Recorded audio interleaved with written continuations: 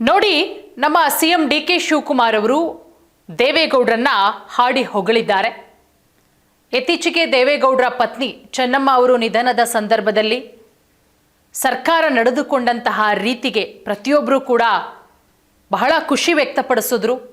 ರಾಜಕೀಯ ಏನೇ ಇರಲಿ, ಆ ಸಂದರ್ಭದಲ್ಲಿ ಡಿ.ಕೆ. ಶಿವಕುಮಾರ್ ಅವರು ನಡ್ಕೊಂಡಂತಹ ರೀತಿ ಪ್ರತಿಯೊಬ್ಬರು ಕೂಡ ಮೆಚ್ಚುವಂಥದ್ದು. ಅಚ್ಚುಕಟ್ಟಾಗಿ ನಡ್ಕೊಳ್ತಾರೆ, ಅಚ್ಚುಕಟ್ಟಾಗಿ ಸರ್ಕಾರದ ಗೌರವ ಏನು ಸಿಗಬೇಕು ಎಲ್ಲವನ್ನ ಕೂಡ ನೆರವೇರಿಸ್ತಾರೆ. ರಾಜಕೀಯ ಏನೇ ಇರಲಿ, ಆ ಸಂದರ್ಭದಲ್ಲಿ ಡಿ.ಕೆ. ಶಿವಕುಮಾರ್ ಅವರು ಇರ್ಬೋದು, ಮಾಜಿ ಸಿಎಂ ಸಿದ್ದರಾಮಯ್ಯ ಅವರು ಇರ್ಬೋದು, ಪ್ರತಿಯೊಬ್ಬರೂ ಕೂಡ ಬಂದು ಎಚ್.ಡಿ. ದೇವೇಗೌಡರನ್ನ ಅವರಿಗೆ ಸಮಾಧಾನ ಮಾಡಿದ್ದಿರ್ಬೋದು, ಸಾಂತ್ವನ ಹೇಳಿದ್ದು, ರಾಜಕೀಯವನ್ನು ಬದಿಗೊತ್ತು ಒಂದು ಮಾನವೀಯತೆಯನ್ನ ನಮ್ಮ ರಾಜ್ಯದ ನಾಯಕರುಗಳು ತೋರಿಸ್ಕೊಟ್ರು. ಇನ್ನು ನಿನ್ನೆ ಸದನದಲ್ಲಿ ಡಿ.ಕೆ. ಶಿವಕುಮಾರ್ ಅವರು ಬಹಳ ಅದ್ಭುತವಾಗಿ ಮಾತಾಡ್ತಾರೆ. ಕೇವಲ ನನ್ನ ಪಕ್ಷದ ಶಾಸಕರಷ್ಟೇ ಅಲ್ಲ, ಎಲ್ಲ ಪಕ್ಷದ ಶಾಸಕರು ಕೂಡ ನಮ್ಮವರೇ, ಎಲ್ಲರೂ ಒಟ್ಟಿಗೆ ಕೆಲಸ ಮಾಡೋಣ. ಅದರ ಜೊತೆಗೆ ದೇವೇಗೌಡರ ಬಗ್ಗೆನೂ ಕೂಡ ಈ ಸಂದರ್ಭದಲ್ಲಿ ಹಾಡಿ ಹೊಗಳುತ್ತಾರೆ. ದೇವೇಗೌಡರಿಗೆ ಮಣ್ಣಿನ ಮಗ ಬಿರುದು ಸುಮ್ಮನೆ ಬಂದಿದ್ದಲ್ಲ, ನನ್ನದು ಧರ್ಮರಾಯನ ಧರ್ಮತ್ವ ಡಿ.ಕೆ. ಶಿವಕುಮಾರ್ ಅವರು ಹೇಳೋದು. ಸಚಿವ ಸಂಪುಟದ ಸಹೋದ್ಯೋಗಿಗಳನ್ನು ಪರಿಚಯಿಸಬೇಕಾದ್ರೆ ಯತೀಂದ್ರ ಸಿದ್ದರಾಮಯ್ಯ ಅವರ ಹೆಸರನ್ನ ಹೇಳಿಬಿಟ್ಟು ನಮ್ಮ ಹೊಸ ಹೀರೋ, ನಮ್ಮ ನಾಯಕ ಅಂತ ಹೇಳಿ ಯತೀಂದ್ರ ಸಿದ್ದರಾಮಯ್ಯ ಅವರ ಬೆನ್ನು ತಡ್ತಾರೆ ಡಿ.ಕೆ. ಶಿವಕುಮಾರ್ ಅವರು.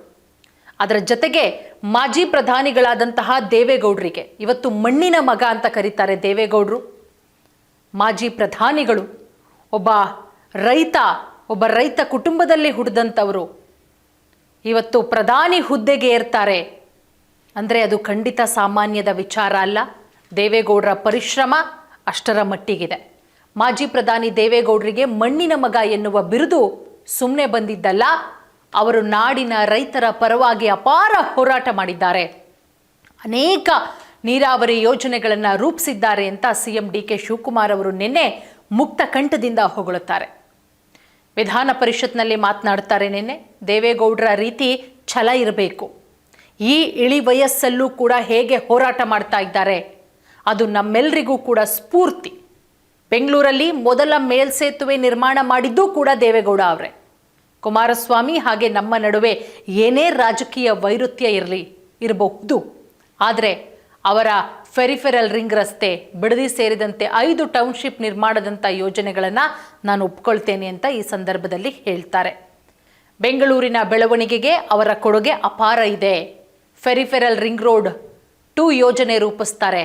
ಅವರಿಗೆ ಸಮಯದ ಅಭಾವವೋ ತೊಡಕುಗಳು ಎದುರಾಯಿತೋ ಏನೋ ಯೋಜನೆ ಜಾರಿ ಮಾಡೋಕ್ಕಾಗಲಿಲ್ಲ ಅಂತಲೂ ಕೂಡ ಡಿ.ಕೆ. ಶಿವಕುಮಾರ್ ಅವರು ಬಹಳ ಮುಕ್ತ ಕಂಠದಿಂದ ದೇವೇಗೌಡರನ್ನು ಕೂಡ ಹೊಗಳುತ್ತಾರೆ, ಕುಮಾರಸ್ವಾಮಿ ಅವರನ್ನು ಕೂಡ ಹೊಗಳುತ್ತಾರೆ. ಜೀವನದಲ್ಲಿ ಯಶಸ್ಸು ಸಿಗಬೇಕಾದ್ರೆ ಧರ್ಮರಾಯನ ಧರ್ಮತ್ವ, ಕರ್ಣನ ದಾನತ್ವ, ಅರ್ಜುನನ ಗುರಿ ಇರಬೇಕು, ವಿದುರನ ನೀತಿ ಇರಬೇಕು, ಭೀಮನ ಬಲ ಇರಬೇಕು, ಕೃಷ್ಣನ ತಂತ್ರ ಇರಬೇಕು ಅಂತ ಸಿಎಂಗೆ ಪ್ರತಿಪಕ್ಷದವರು ಈ ಮಾತನ್ನ ಯತೀಂದ್ರ ಅವರನ್ನ ನೋಡಿ ಹೇಳ್ತಾ ಇದ್ದೀರಿ ಅಂತ ಆ ಸಂದರ್ಭದಲ್ಲಿ ಕಾಲೆಳಿತಾರೆ.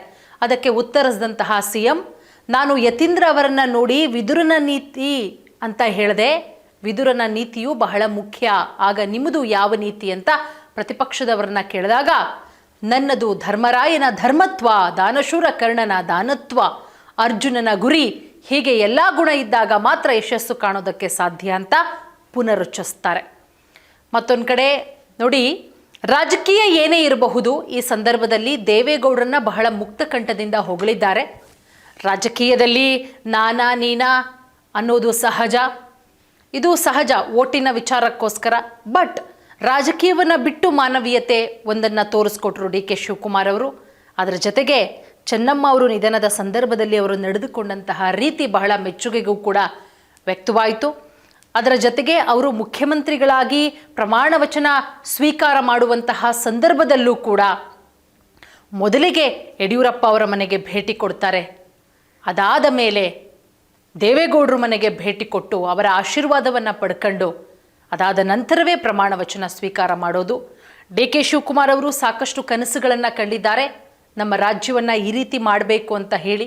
ಯಾಕಂದರೆ ಅವರ ಕನಸಿನ ಹಿಂದೆ ಸಾಕಷ್ಟು ವರ್ಷಗಳ ಪರಿಶ್ರಮ ಕೂಡ ಇದೆ. ಕೇವಲ ಬಹಳ ಈಸಿಯಾಗಿ ಮುಖ್ಯಮಂತ್ರಿ ಆದವರು ಖಂಡಿತವಾಗಲೂ ಕೂಡ ಅಲ್ಲ ಡಿ.ಕೆ. ಶಿವಕುಮಾರ್ ಅವರು.